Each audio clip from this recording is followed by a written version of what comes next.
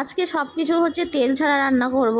তো এই দেখো এদিকে বড়া ভাজা হচ্ছে, তেল ছাড়া বড়া ভাজা করছি। আর এদিকে শাক কেটে রেখে দিয়েছি, এখানে পটলের বড়া করেছি।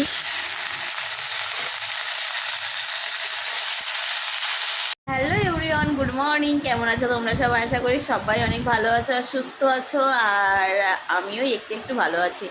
তো সুপর্ণা চ্যানেলে তোমাদের সবাইকে জানাই অনেক অনেক ওয়েলকাম, অনেক ভালোবাসা, বড়দের প্রণাম আর ছোটদের অনেক ভালোবাসা জানিয়ে আজকের ভিডিওটা আমি শুরু করতে চলেছি। তো এখন বাজে 1টা বাজতে 20 মিনিট বাকি। তো তাহলে গুড আফটারনুন বলবো, গুড মর্নিং বললাম কেন? আরে আসলে কি বলতো, প্রত্যেকদিন গুড মর্নিং থেকে শুরু করি, তো এই জন্য বলতে বলতে না একটা অভ্যেস হয়ে গেছে। যাই হোক, আমাদের এখানে তোমাদেরকে দেখানোর জন্য ভিডিওটা করছি যে প্রচণ্ড পরিমাণে বৃষ্টি হচ্ছে, প্রচণ্ড পরিমাণে। কী বৃষ্টি হচ্ছে আমি তোমাদেরকে শেয়ার করবো, আর এই সময় আমার কী করতে ইচ্ছা করছে সেটাও তোমাদের সাথে শেয়ার করবো। তো চলো বন্ধুরা, তোমরা দেখতে থাকো। আমি যে ক্যামেরাটা ধরবো আমি ধরতেই পাচ্ছি না, ছিঁচ এসে ভর্তি হয়ে যাচ্ছে। দেখো কি বৃষ্টি যে হচ্ছে, মানে কল্পনার বাইরে, কল্পনার বাইরে কি বৃষ্টি হচ্ছে।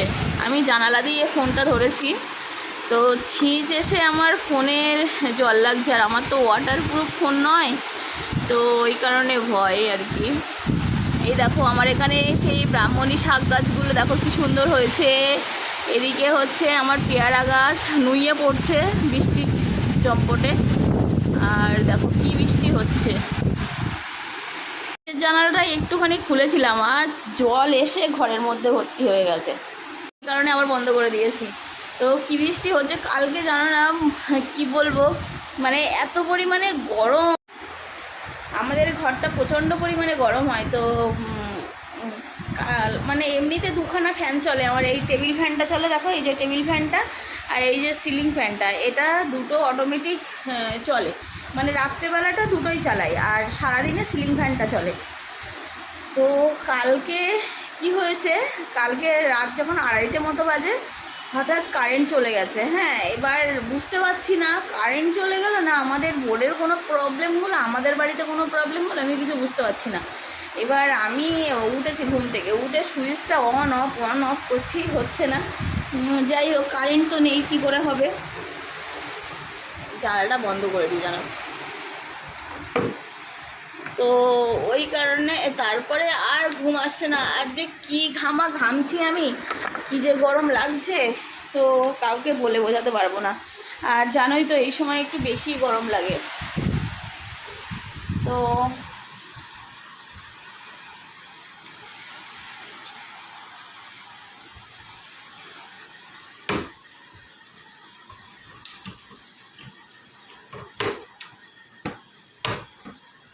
দাঁড়াও, জানালা বন্ধ করে না দিলে না মানে প্রচণ্ড পরিমাণে জল আসছে।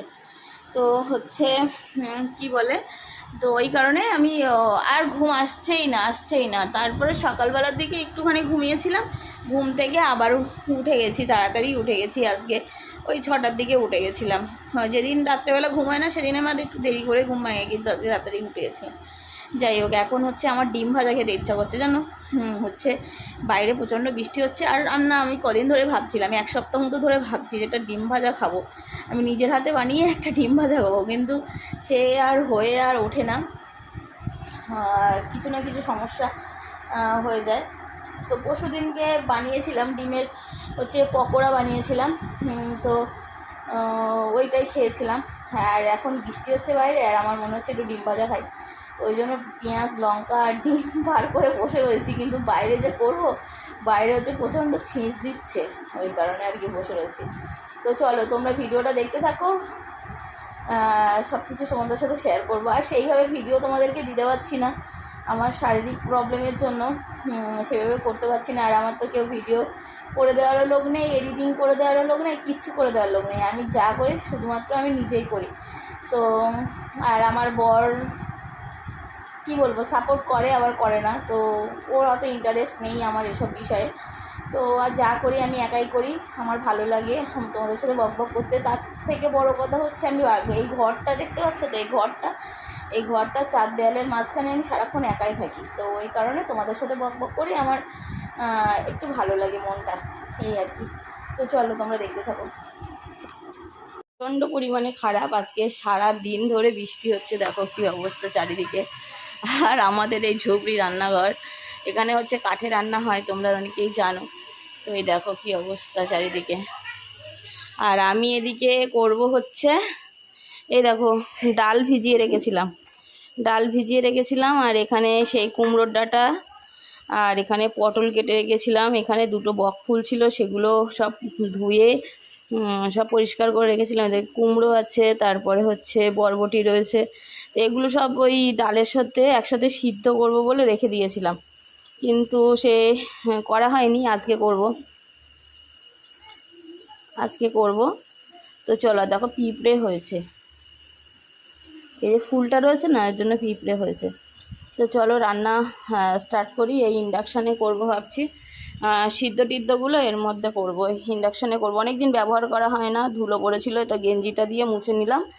নিয়ে এই যে জল উঠছে, জলটা উঠে গেলে এখানে আমার ইন্ডাকশানটা চালু করবো আর কি। তো চলো তোমরা দেখতে থাকো। চারিদিকে হচ্ছে বৃষ্টি হচ্ছে, আর ঘর বারান্দায় চারিদিকে শুধু জামা কাপড় আর জামা কাপড়, মানে পাশ ফেরার জায়গা নেই, ঘর থেকে শুরু করে বারান্দা সব জায়গায়। তো এই যে সব আমার জিনিসপত্র নিয়ে আসছি, আর এই কাপড়টা আমি সাইড করে দেবো।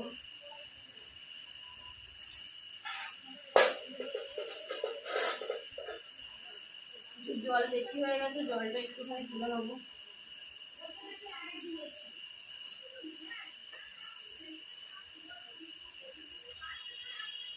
এদিকে ইন্ডাকশানে বসাবো হচ্ছে ডাল সিদ্ধ। তো ডালের জল একটু বেশি হয়ে গেছে, জন্য কমিয়ে নিলাম অল্প করে।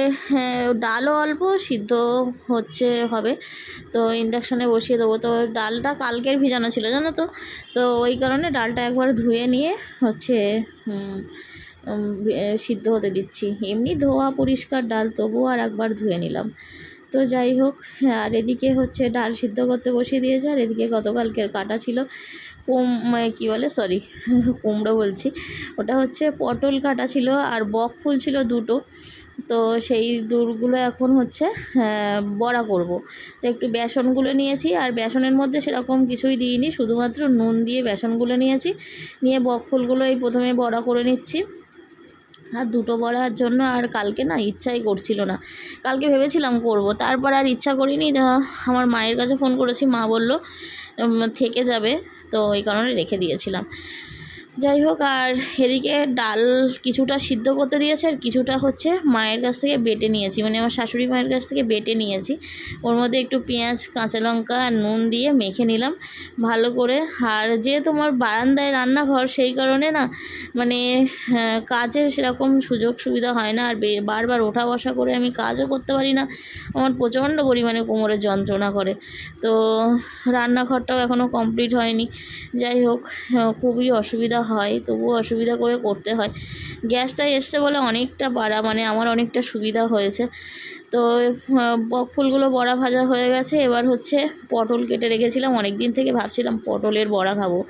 তো পটলগুলো 4 ভাগ করে কেটে রেখেছিলাম, পটলগুলো এবার বড়া করে নিচ্ছি। তো বক ফুলটা তুলে নিলাম, নিয়ে এবার আমি হচ্ছে পটলের বড়াটা করে নিচ্ছি। আর এগুলো যে বড়াগুলো যে এখন খাবো তা কিন্তু নয়, এগুলো সন্ধ্যাবেলার জন্য করেছি। যাই হোক, চলো। আর তোমাদের সাথে কথা বলছি না, আমার খুব কষ্ট হচ্ছে, মানে দম দম লাগছে এমন হচ্ছে। তো যাই হোক, এই যে আমি করতে করতে খাওয়া শুরু করে দিয়েছি। পটলের বড়াটা রেখে দেবো, আর এই বক ফুলটা এখনই খেয়ে নিচ্ছি। বক ফুলটা এমনিতে একটু তিত করে লাগে, তারপরে কথা ঠান্ডা হয়ে গেলে আরোই ভালো লাগবে না।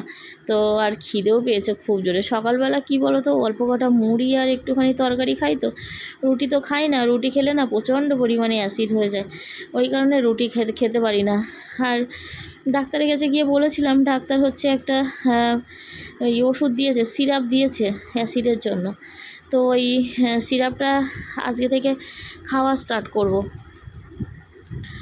তো ওই কারণে আর কি ব্যাপার। তো খিদে পেয়ে গেছে, মুড়ি খেয়েছিলাম, অল্প একটু তরকারি খেয়েছিলাম, তো খিদে পেয়ে গেছে। তো ওই দুটো বড়া খেয়ে নিলাম।